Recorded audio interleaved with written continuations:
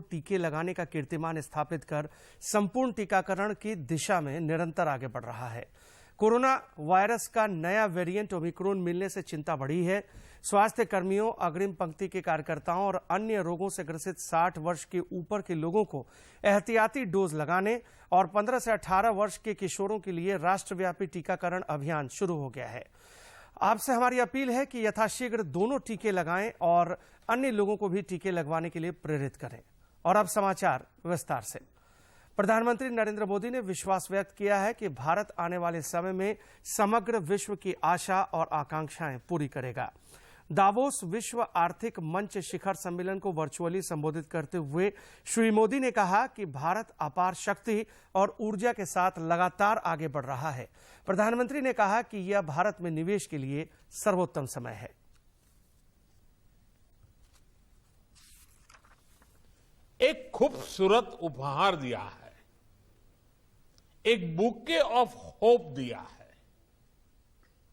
इस बुके में है हम भारतीयों का डेमोक्रेसी पर अटूट ट्रस्ट। इस बुके में है 21वीं सदी को एम्पावर करने वाली टेक्नोलॉजी।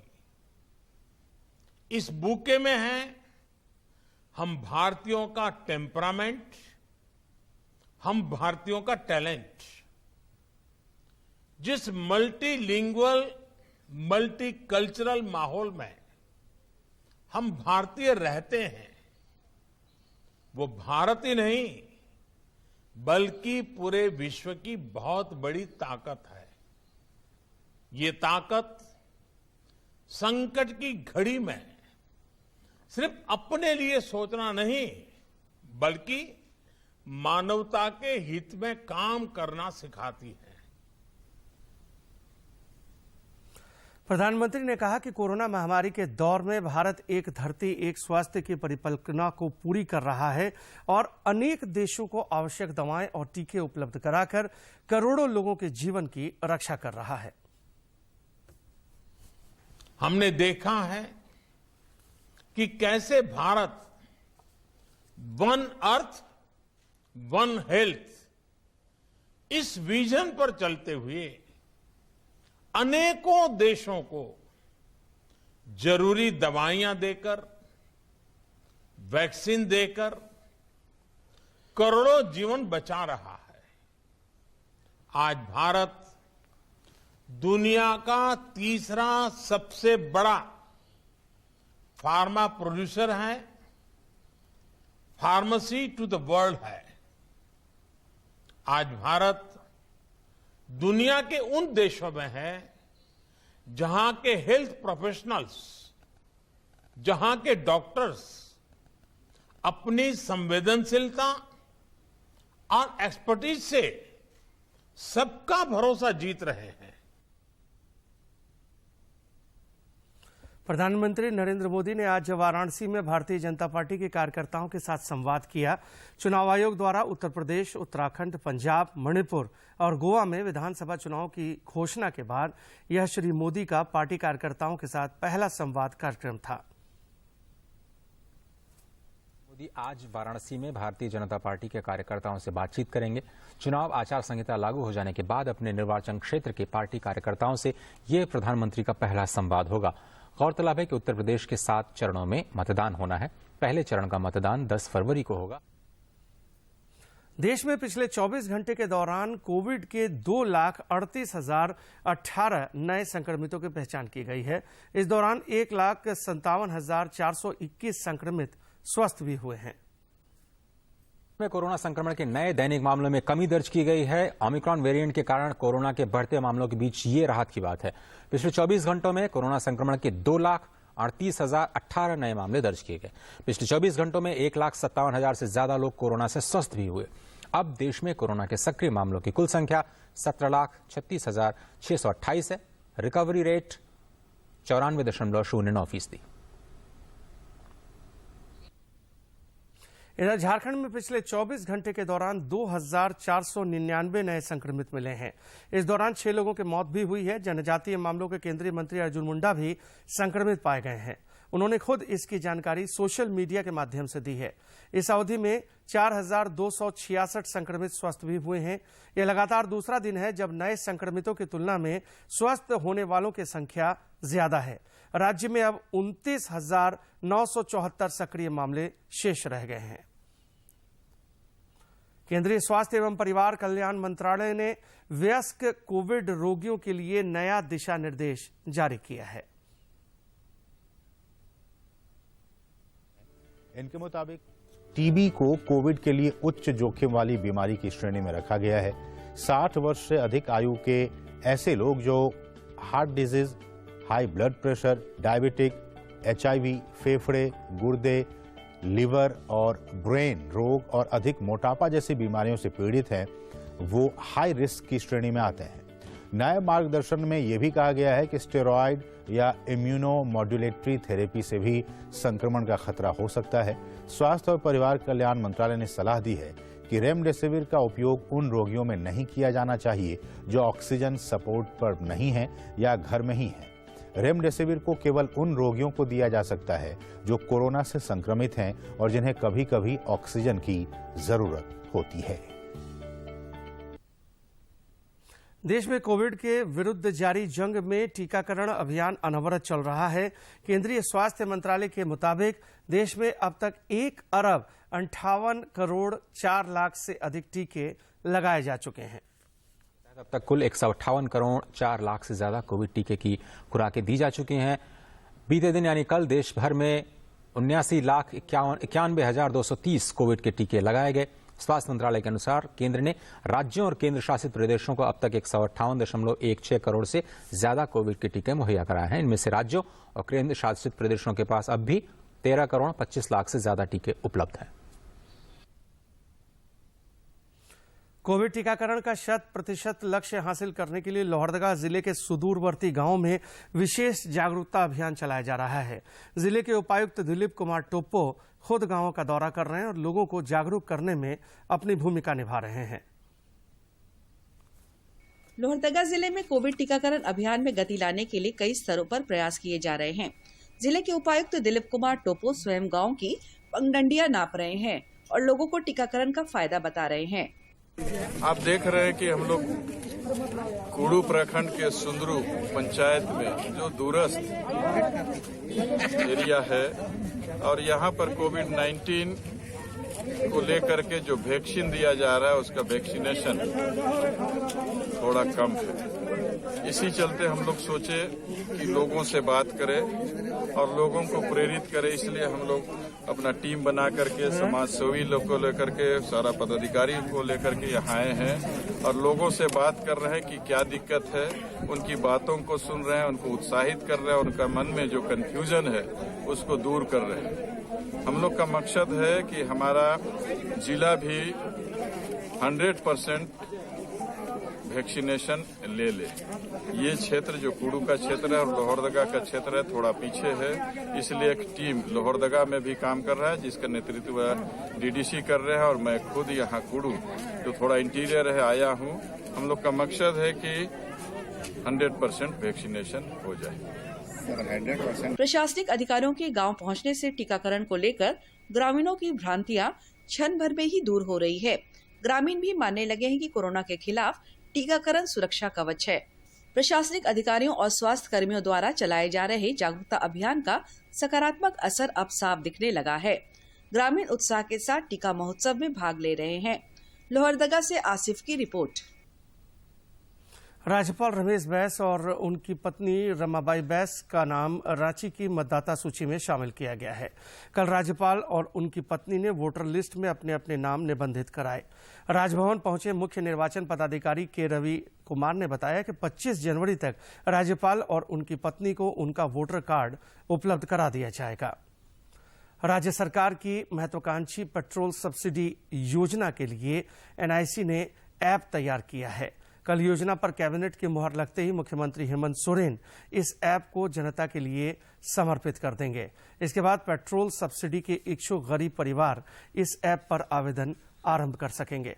हालांकि खाद्य आपूर्ति विभाग के आहार पोर्टल पर 16 जनवरी तक 279 लोगों ने सब्सिडी के लिए आवेदन कर डाला है। 26 जनवरी को मुख्यमंत्री हेमंत सोरेन दुमका से इस योजना का शुभारंभ करेंगे।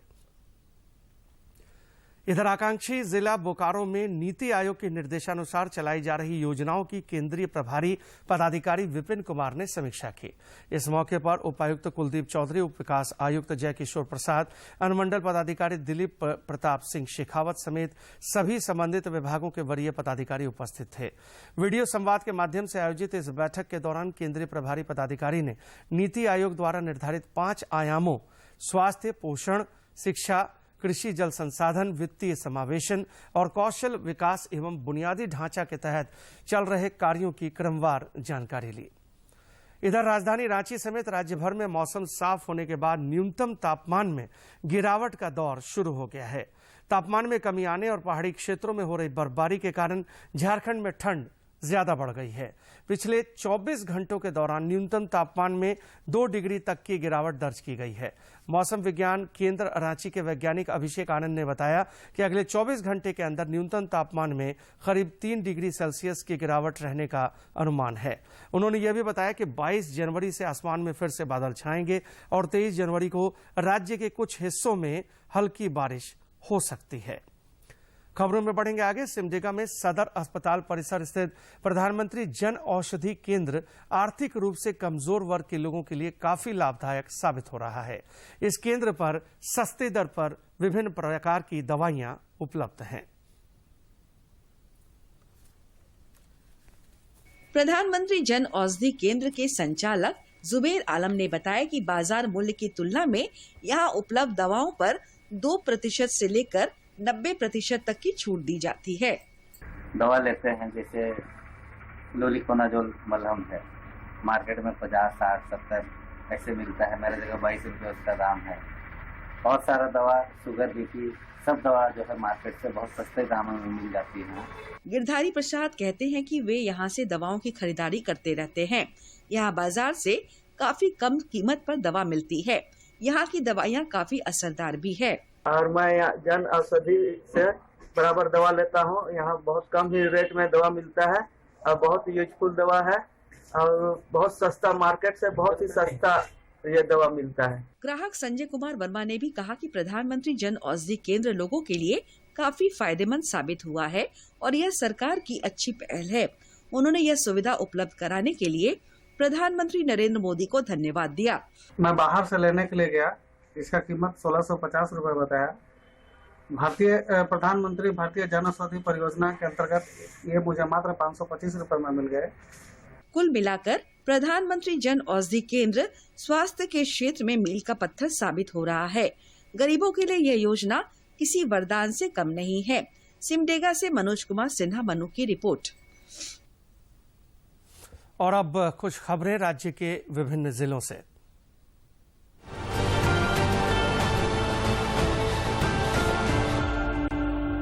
खूंटी जिले के उपायुक्त ने कल तोरपा रेफरल अस्पताल का निरीक्षण कर उपलब्ध स्वास्थ्य व्यवस्थाओं का जायजा लिया।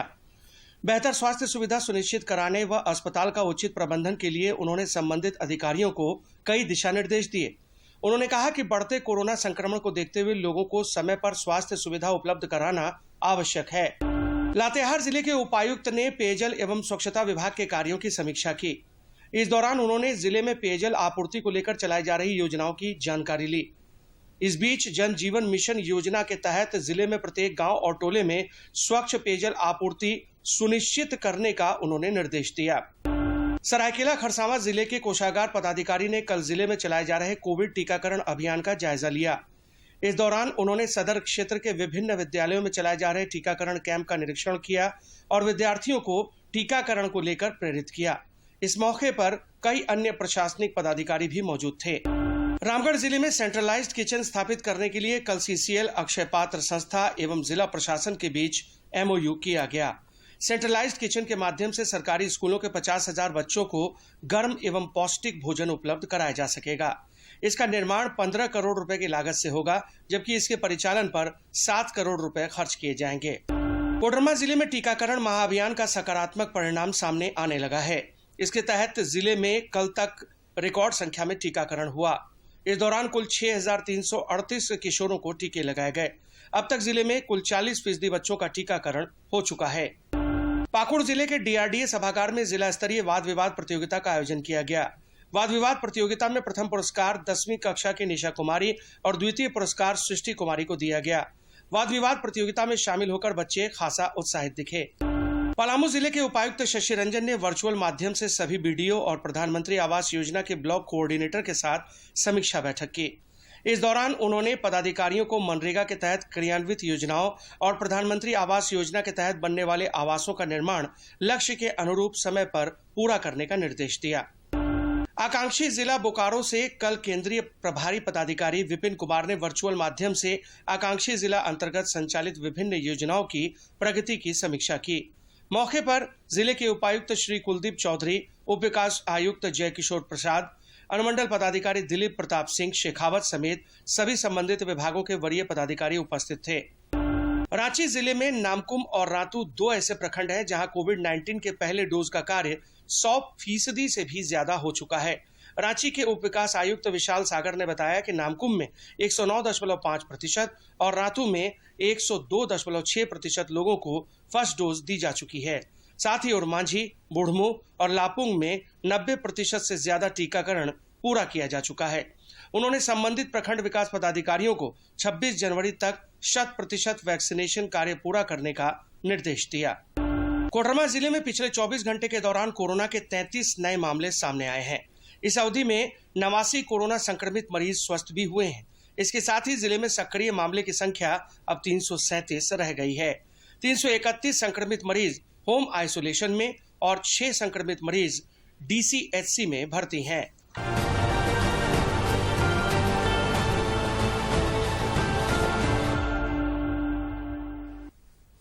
और अब आजादी के सफर की आज की कड़ी में देखिए महान स्वतंत्रता सेनानियों द्वारा आजादी में दिए योगदान के बारे में।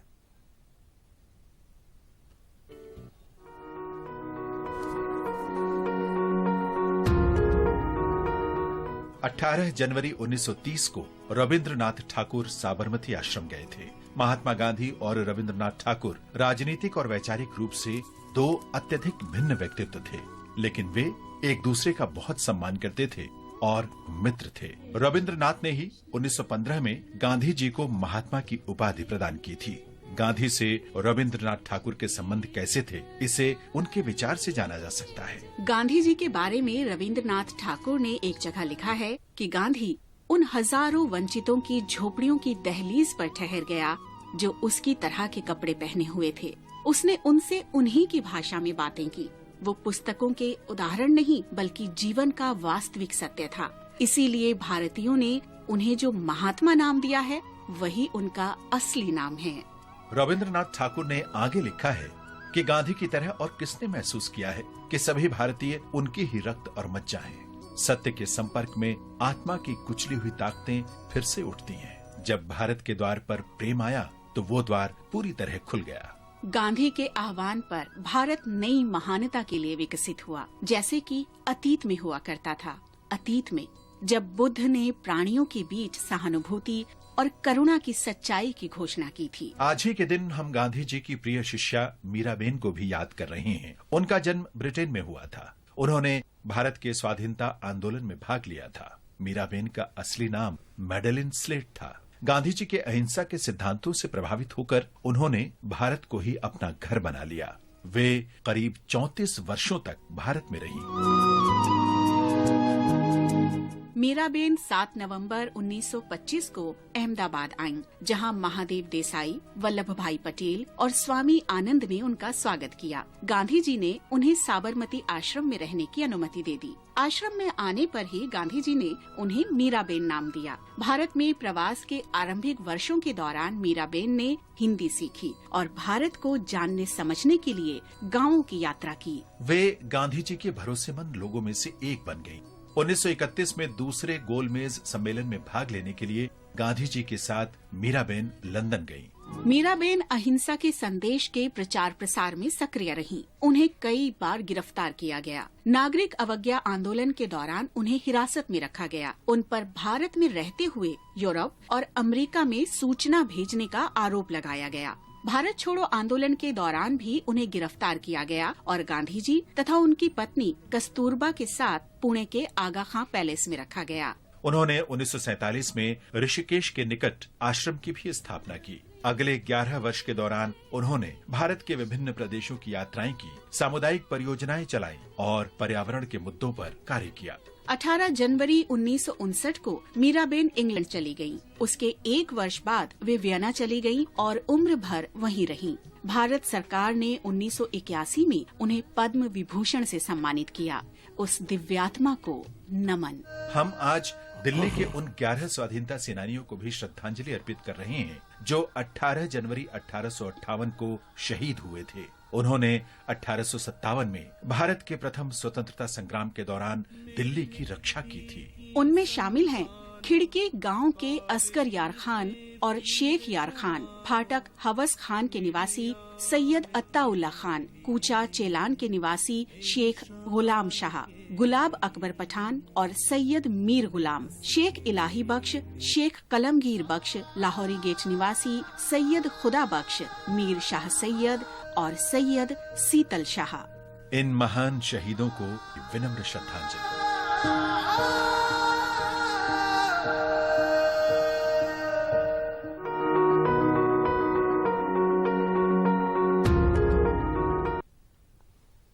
पाकुड़ जिले में पचवाड़ा नॉर्थ कोल ब्लॉक से प्रभावित और विस्थापित हुए लोगों ने अपनी मांगों के समर्थन में प्रदर्शन किया। इस दौरान उन्होंने कोल ब्लॉक में कोयला खुदाई और ढुलाई का कार्य बंद करा दिया।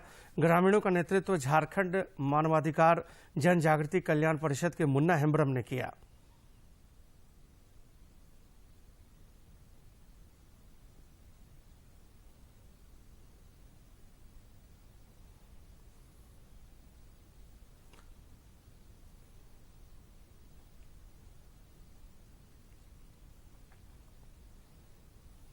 हम लोग उसी संबंध में आज यहाँ आपातकालीन ये सब के बीच में आपातकालीन पहुँच गया है, तो आपातकालीन बैठक के नाम से आज रखे हैं।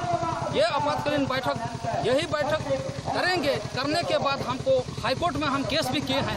हाँ, 26 तो केस ठोके हैं। हम लोग का झारखंड हाईकोर्ट जो हम लोग का चीफ जस्टिस जो डॉक्टर रवि रंजन वो संज्ञान लेने वाला है अभी 10 दिन के अंदर। कोरोना के बढ़ते प्रभाव को देखते हुए देवघर के उपायुक्त मंजूनाथ भजंत्री ने बाबा वैद्यनाथ धाम मंदिर का निरीक्षण किया। इस दौरान उन्होंने पूजा अर्चना भी की और मंदिर प्रशासक को आवश्यक दिशा निर्देश दिए। उपायुक्त ने बताया कि मकर संक्रांति के बाद सभी मांगलिक कार्य शुरू हो जाते हैं। ऐसे में मंदिर में श्रद्धालुओं की संख्या बढ़ने की संभावना है। उन्होंने कहा कि इस दौरान सावधानी और संयम बरतने की जरूरत है। नियंत्रण में लाने के लिए यहाँ प्रचार प्रसार बृहद प्रमाण पर हम लोग कर रहे हैं और यहाँ के पदाधिकारी लोग, पुलिस लोग भी उसको इंश्योर कर रहे हैं और श्रद्धालु लोग भी जो है अपने से के ऊपर कंटिन्यूस मॉनिटरिंग करते रहेंगे और जरूरत पड़ेगा तो टेस्ट हो या अन्य कोई रिस्ट्रिक्शन, लेकिन अभी जो लगता है कि स्थिति सारा नियंत्रण में है। पाकुड़ जिला मुख्यालय स्थित अनुसूचित जनजाति बालक कल्याण छात्रावास परिसर में सोहराय महापर्व मिलन समारोह का आयोजन किया गया। इसका उद्घाटन जिला परिषद अध्यक्ष बाबूधन मुर्मू ने किया। समारोह के दौरान पारंपरिक रीति रिवाज के अनुसार पूजा अर्चना की गई। इस दौरान पारंपरिक नृत्य और गीत का भी आयोजन किया गया।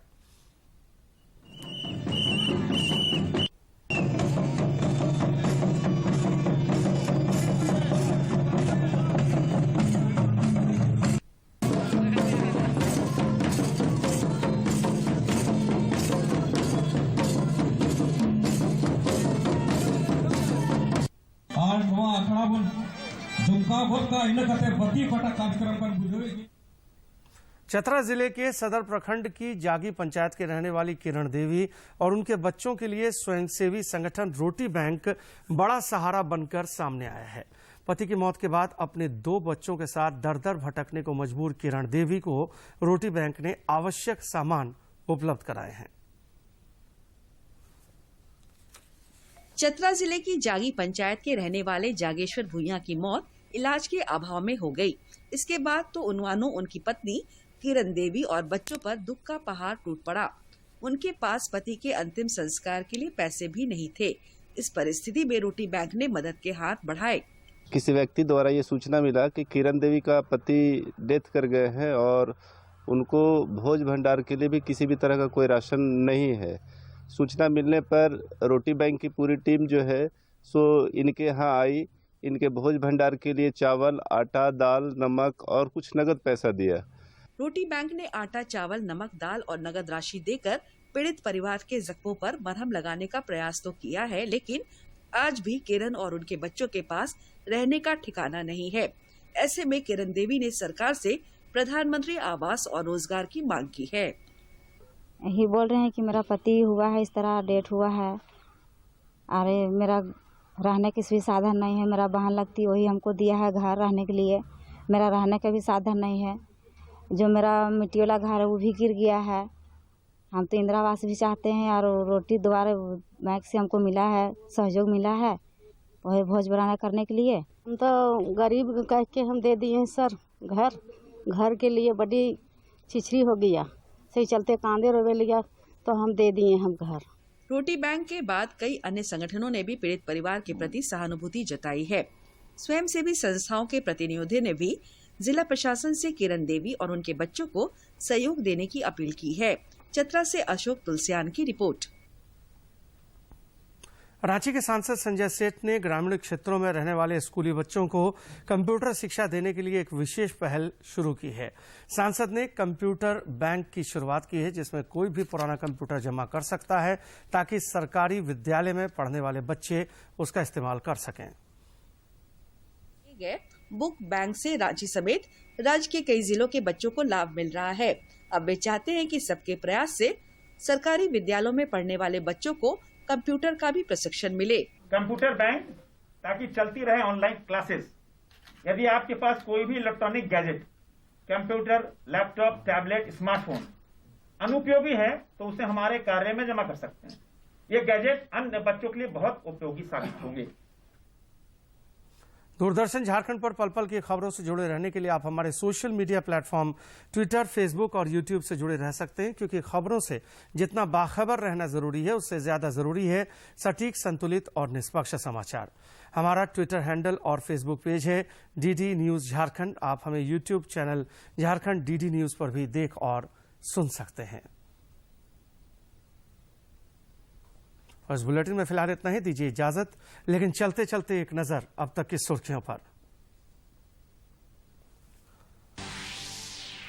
प्रधानमंत्री नरेंद्र मोदी ने दावोस में आयोजित विश्व आर्थिक मंच के सम्मेलन को किया संबोधित। कहा, भारत में निवेश का यह सर्वोत्तम समय। राज्य में पिछले 24 घंटे के दौरान कोरोना के 2499 मामले आए सामने। केंद्रीय मंत्री अर्जुन मुंडा भी संक्रमित। 4266 हुए स्वस्थ। केंद्रीय प्रभारी पदाधिकारी ने की आकांक्षी जिला बोकारो में संचालित योजनाओं की प्रगति की समीक्षा। नीति आयोग की ओर से निर्धारित 5 आयामों का लिया जायजा। और राजधानी रांची समेत राज्य भर में न्यूनतम तापमान में गिरावट का दौर शुरू। ठंड में इजाफा। 23 जनवरी को बारिश के आसार।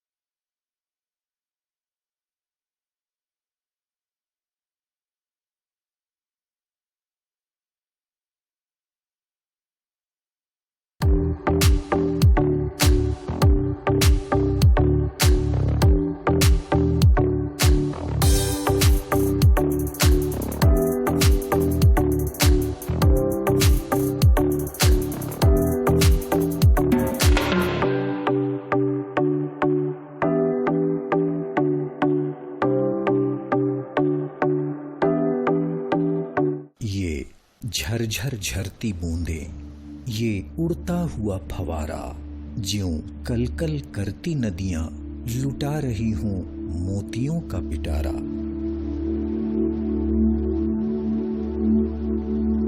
यूं तो झारखंड का कोना कोना ऐसे झरनों से भरा पड़ा है, किंतु राजधानी रांची के निकट एक ही मार्ग पर स्थित 3 झरनों के सौंदर्य की तो बात ही निराली है, जो बनाती है